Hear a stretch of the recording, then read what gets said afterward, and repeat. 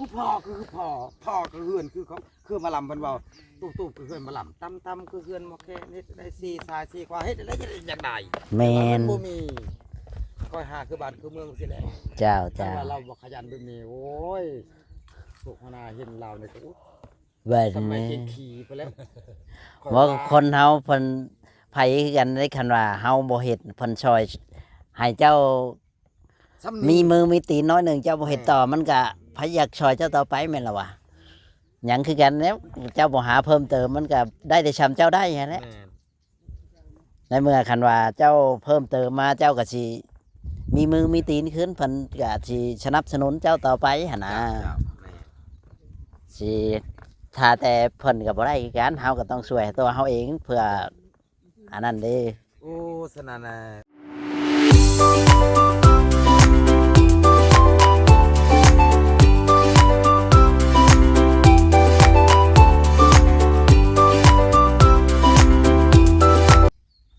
สวัสดีและสบายดีพ่อแม่พี่น้อง FC เนาะบ่ว่า FC ฝั่งลาวฝั่งไทยแล้วก็ต่างประเทศพี่น้องเนาะก็ยินดีต้อนรับเข้าสู่ช่องบ่จอยชาแนลแน่เด้อพ่อแม่พี่น้องเนาะก็ฝากพี่น้องกดไลค์กดแชร์กดติดตามให้กำลังใจในเด้อพี่น้องเลยเนาะก็ช่วยเบิ่งคลิปบ่จอยแน่ลงคลิปใดก็สะม้อยสะมีพ่อแม่พี่น้องเนาะก็ฝากแม่ๆ FC หรือว่าผู้ใหญ่ใจดีทุกท่านทุกคนเนาะ FC ป้าๆลุงๆนั่นแหละพี่น้องก็ขอบคุณทุกคอมเมนต์ทุกที่ติชมมาได้พ่อแม่พี่น้องเนาะทางหมอจอยก็ลงคลิปไปก็สะม้อยสะมีคือบ่มีคนเบิ่งคนชมเป็นจังได้พ่อแม่พี่น้องก็ช่วยเบิ่งคลิปบ่จอยในเด้อ FC ที่อยากแพงปะบ่เว้าหลายใจห่างไปดูน้องแดงเลยพี่น้องเนาะบ่จักษาเสียเวลาปะเพิ่นเอาลูกเพิ่นอยู่เนาะจังไดก็ไปพบพ่อนำกันพี่น้องเนาะทางเฮือนทางชานเพิ่นนี่แหละกำลังดำเนินการน่าจะเป็นวันใดเพิ่นสิตั้งก็รุ่นนำกันพี่น้องปะ สมบ่คอยตั้งคำถามนี่แสดงว่าหัวหน้าเนี่ยตอบบ่ได้เนาะเพราะว่าไผเป็นใหญ่อยู่ในตัวเราเนี่ยบ่จัก คอยบ่ฮู้ได้ นี่เอาพวกว่างเว้าดิ เรื่องแบบนี้คอยกับบ่คอยอันนั้นปานใด ซุมเจ้านี่ผู้เป็นเพจเราถาม อืม ตะกี้แม่นเลยถ้าว่าเข้าโรงพยาบาลนี่เขากวดวอบักแต่เราว่าถามว่าคนเจ็บคู่มือนี่พวกแพทย์คู่มือนี่ถามว่าเจ้าเจ็บในไสแล้วไม่ไปกวดอาหารหรอกเจ็บภูเขากวดหันเราว่าเราเป็นทหารดิตะ เอ กี้ อ เราเป็นทหารแล้วเราว่าแพทย์ทหารนี่เข้าไปเลยเนี่ย อืม แล้วว่าเขามาถามเลยเขากวดหาลูกโอ้เจ้าจิ๊บนี่แม่นบอกแม่นคือหมอเสียงหมอเบานี่เจ้าจะไปคิดว่าเขาบ่สูงบ่ปัญญาเขาสูงไหนเขามีมนต์มีวิสาเข้าไปดูเนาะตั้งคันตั้งคายไปดู เขาว่าทุกเจ้านี่มายังโอ้มาเสียงลูกหลานจิบนานจิบนี่แล้วได้คันละเสียงพิษตัวนั้นเด้อทุกเจ้าดูทุกเจ้าพิษผีนะฮันหรือพิษเครื่องรักษาทุกเจ้านี่เฮือนเด้ออยากกินนั่นอันนี้เมื่อแก่เมื่อบะแล้วดีโลดเขาได้จะเขาหูพุ่นอยู่พุ่นเขานี่ว่าแตกต่างคือเพศตะกี้เพศผู้เพศพลังนั่น อืม นี่นักแพทย์คู่มือนี่แบบนี้แหละแต่กับโบติเพราะว่าพวกปัญญาเขาเห็นว่าสูงเอาผวางแต่เอาเบานั่นน่ะ แมนคือของเขาเบาลูกอันคอยโฆษณาด้วยนี่นะพวกเขานานเนี่ยบ่มีทางออกเลยแก้ไขบ่ต้องคอยตั้งคำถามเลยยันตอบบ่ได้บ่นาว่าอยู่ในต้นโตของเฮาเนี่ยไผใหญ่กว่าอยู่ในตู้ชีวิตของคนเฮานี่เลยไผใหญ่กว่าอยู่ในตู้เฮานี่ไผใหญ่กว่า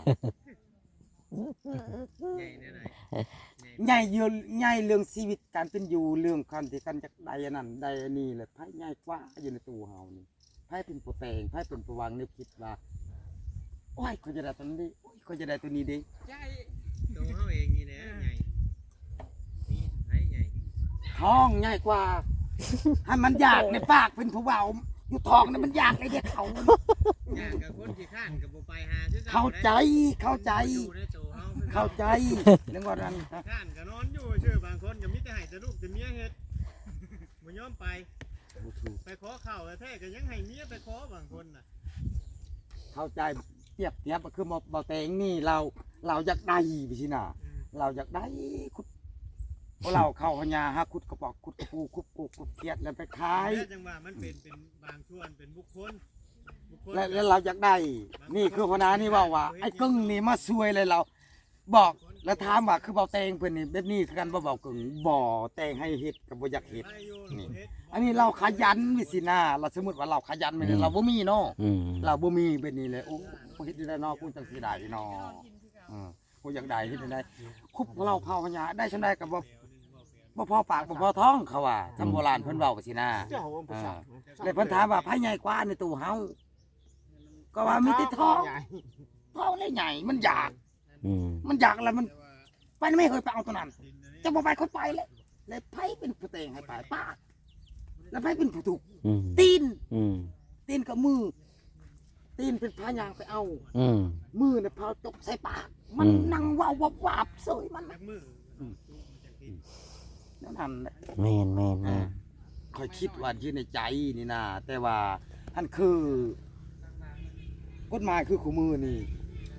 คือเขาว่าร้านกี่ขานเจ้าปลูกบนเต๋งหมู่บ้านเมืองเขาปลูกได้กินอยู่ผักหญ้าหมู่ปลูกได้กินตู้เพิ่นบ่ได้ปลูกเพิ่นจะให้มันมามันอยากได้กินก็บ่ได้กินแล้วมันก็เจริญเท่านั้นแหละเนาะยังเฮิง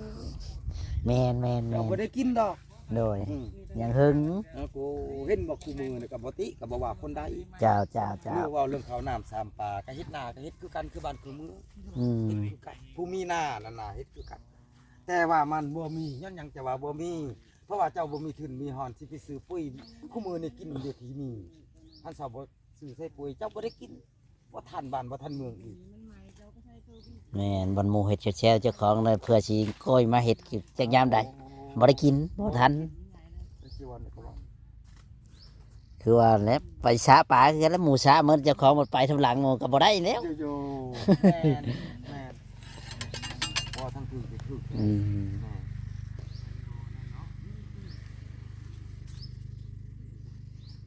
ี๋ยวพี่น้องเนาะทางเฮือนเพิ่นก็ได้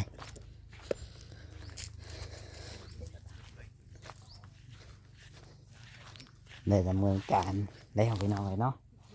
เกิดจังใดก็ฝากเป็นกำลังใจให้เด้อพ่อแม่พี่น้องFCเนาะนี่แหละก็ทักเพิ่นจะว่าจังพี่น้องเลยเนาะก็ผิดพลาดประการใดขอโทษขออภัยนำนี่แหละเพิ่นก็สิได้คุดคุมเป็นที่เรียบร้อยง่ายมาใหม่นะพี่น้องเลยเนาะคุมดินดอนตอนหญ้าพี่น้องเนาะทางบ่อแตงเพิ่นก็จัดการแล้วพี่น้องเลยเนาะทางเฮือนทางชานแสดงเอานมกินลูกเอาลูกกินนม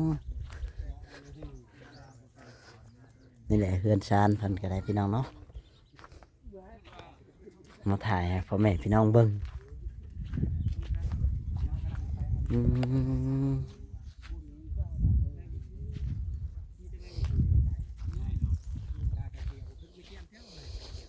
พี่น้องมาต่อขอบตา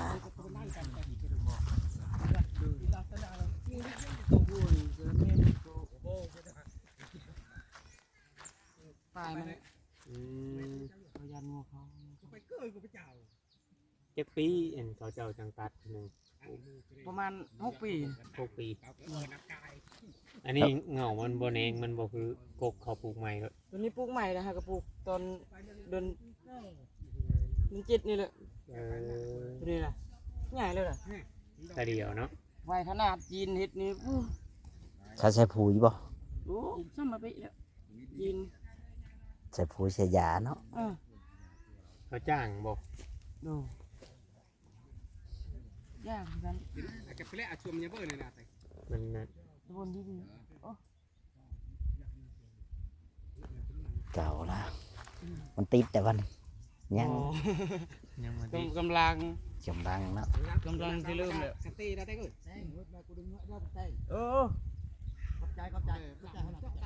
เลยกำลังจะติดเมื่อวันนี้ตอนย่อพวกเล็กตึงทางมานเมื่อวันพุธเนาะอันนี้ไม่มันเกินเอาเอาเพิ่นยังคิดรูปหลังนี่ไป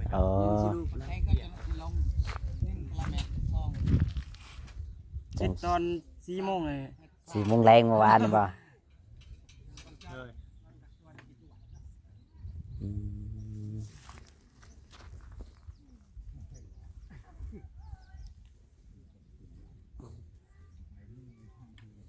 เฮ็ดเอาดังเองบ่นี่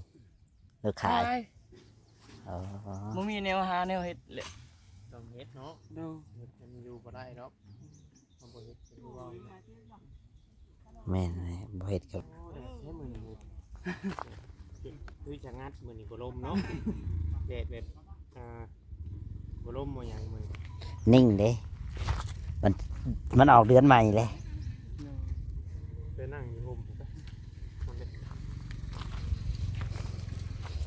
เผื่อสิติดอีกจักมื้อเลยสิกาสิติดนี่ อันนี้น่ะบางเทื่อก็มื้อแรงนี่ก็ดิ คุณแล้วจะเข้าไปไหมเนาะจ้าพากันย้ายก่อน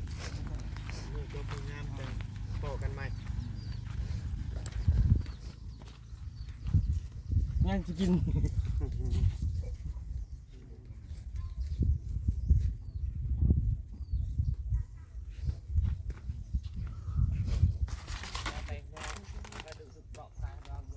เออ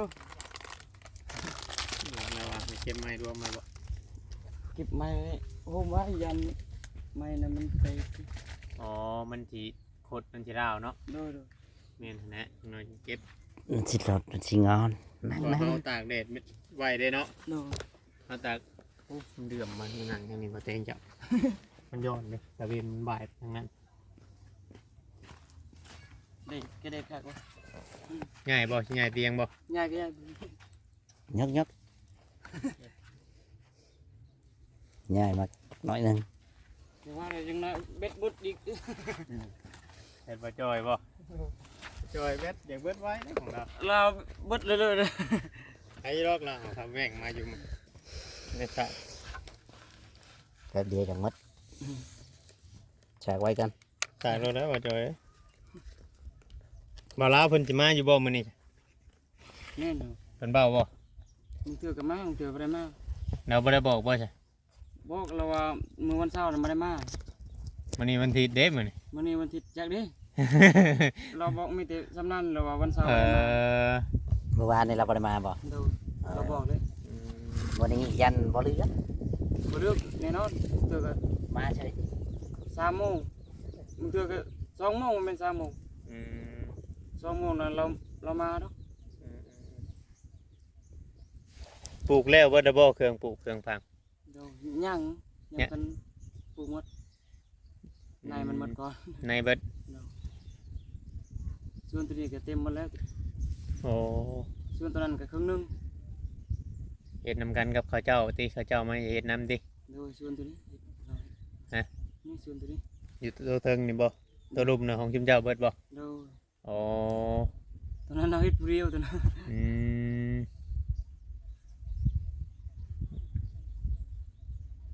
เขาเจ้าก็มาอยู่พี่เนาะนอนอยู่หน้าพี่เนาะ โดย มาซ้ำหน้าได้ซ้ำเพื่อนได้บัด ทำ นี้ เพื่อนแล้วเราจะอยู่นี่เลย โอ้ต่อไปกับพ่อแม่มายังปันให้อยู่พี่ก็อยู่พี่เลยได้อเนาะ โดยดินก็สิเข็บเขาแล้วนะ อืม เดี๋ยวนี้ คนหลายดิ โดยคนกำลังสิลาย ออกใหม่แพ้ลูกออกเรื่อยๆสิ ทั่วบ้านทั่วเมืองเลยเดี๋ยวนี้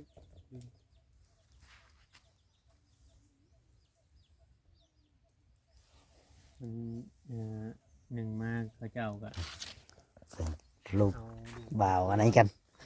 ใหญ่แล้วว่าไปเบิ่งลูกแล้วกัน ไปเบิ่งคนน้อยกันเพิ่นขุดออกน้อยหนึงเจ๊อีเห็นคนแล้วบ่ยังเนาะ ยัง อืมนี่แหละพี่น้องให้ลูกเพิ่นคือขาว แล้วมันยังน้อยเนาะอืมเพิ่นบ่นอนบ่เพิ่นวางไว้ให้ วางไว้ แอบ ให้ เออ ให้เลย ต้องอุ้มเพิ่นแบบนี้ อุ้มแบบนี้อยู่ อืมมันฮ้อนกับยักอยู่ฮะ ฮอนและเด็ดนี่ ยังไม่ได้กินข้าวป่ะ เพราะว่ามันจะกินข้าวบ่ อยากกินน่ะแหล้วขันบางคนเจ้าก็ละเอาใส่มือใส่ปากมันก็อยากกินเนาะเขาว่ามันอยากกินข้าวอยู่ จะกินข้าวนี่ จักได้ขันจะป้อนข้าวมันบ่ให้ก็มีในวันไหน แต่ เนาะเขาว่าอยากกินข้าววันเขามันบ่ให้ก็มีบ่เด็กน้อยบางคนก็คือว่าแหละลูกเจ้าคนแรกได้ฉลาเอากินจักเดือนอย่างไรกิน ปอนไปน้อย บางคนเพิ่นให้ก็แบบว่าเพิ่นจะกินข้าวก็มีชาวพ่อแม่เฮาป้อนตะกี้ว่าบางคนก็ห่วย5-6 เดือน มันบางคนมันก็อดบ่ได้มันก็ให้แบบว่าเฮาบ่อันนั้นเด้มันอยากกินนมอยู่มันหักบ่อิ่มอะนะมันบ่อิ่มสำเข้าเด้เจ้าเบิ่งก่อนล่ะป้อนเจ้าสิป้อนบ่ก็แล้วแต่เจ้านั่นแหละเนาะถือมันนอนให้เจ้าก็มีเจ้าก็ได้เฮ็ดเวียกหลายอย่างอันนี้ปงน้อยหนึงมันอยากมันหิวเด้มันบ่อิ่มลูกไปโรงเรียนบ่ลูก บ่ได้ไปวันอาทิตย์ อ๋อคอยกันหลงลืมเลยอยู่ใช้อยู่เฮือนนี่ อยู่น้ำยา อ๋อแต่มือเอาอีกขันเลยมั้ง เอาอีก อ๋อบ่ได้มาเองว่าฉัน บ่ได้บ่ได้มามีแต่มือเอาแล้วเรา อ๋อยันว่ามาน้ำปูแบบว่าปูมาแบบนี้ก็มาน้ บ่มือเอา ำมือเอาเนาะ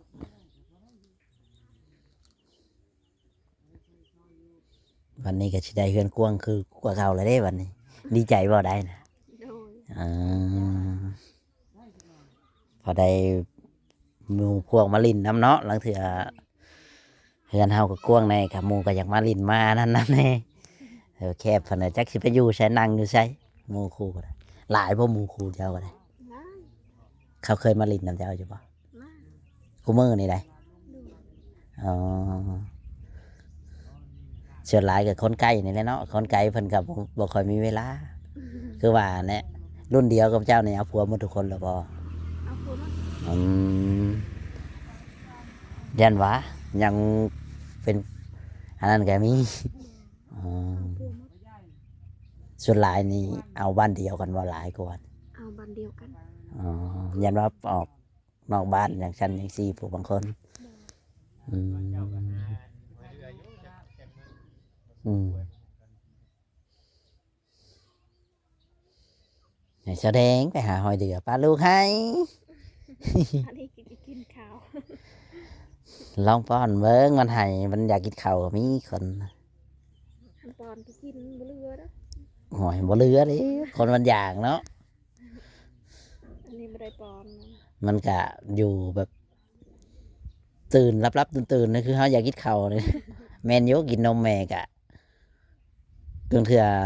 นมเจ้าบ่แห้งคืออันนั้นกะมันกินบ่อิ่มก็มีหรือว่าให้กินนมพุ่นบ่ บ่ อ๋อ ไม่ กินนมแม่ ชื่อนั้นแพงๆไม่เห็นมันซื้อ อ๋อขันซื้อข้าวนะบ่แพงยำเอา ยำเอาแล้วล่ะ ยำต้องยำแรกๆได้เห็นป่ะ ว่ายำเป็นเม็ดขาคออีกแล้วส่วนหลายลูกเจ้าแต่ละคนเจ้าก็ยำเอาบ่หรือว่า ย อืม ำลูกกบนั่นยำตัวนั้นบ่ได้ปอนข้าว ผู้ใดผู้ชิเชียนะบ่ กินนม อ๋อฉันว่าบ่อยู่แท้ๆเจ้าก็จำเป็นต้องป้อนแหละเห็นไหมฉันนี่เลยไม่จอนที่เบิ่งเลยเนาะแสดงแล้วจากป้อนเขาลูกแล้วเราบ่มีเงินซื้อเขาเอฟซีบ่ชอยชื่อเขาในบ่อนี่ให้บอบีน้อย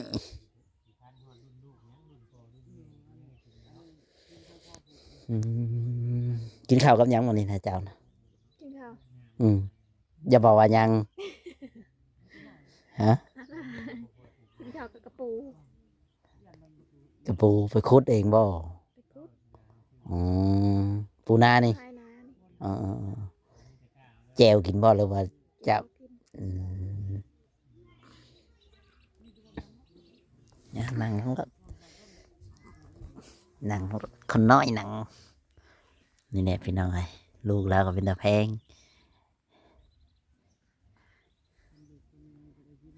ใส่แพมเพิร์สแล้ว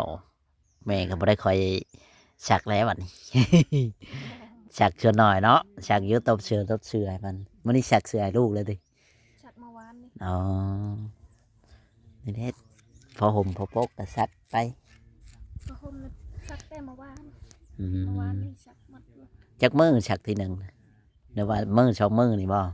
โดน อ๋อ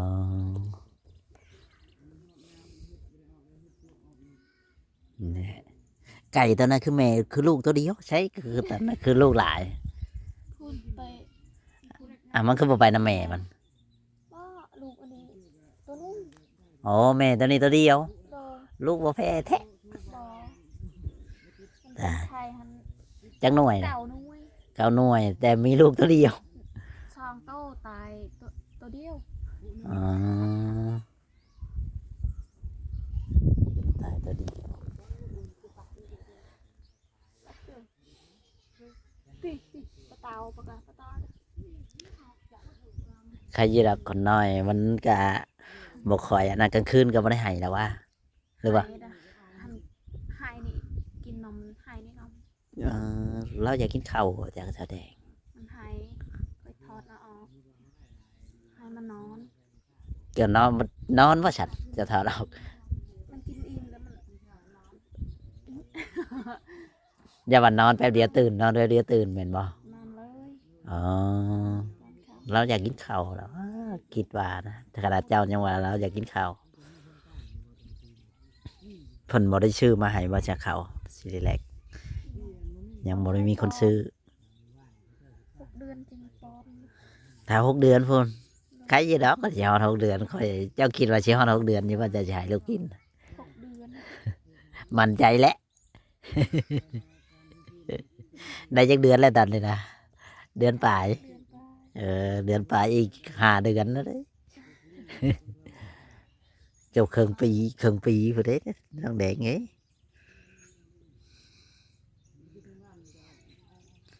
ลูกเพิ่นสิได้กินข้าว6 เดือนกันเจ้าป้อนข้าวหลังเถื่อมีเวลากว่านี้ก็มี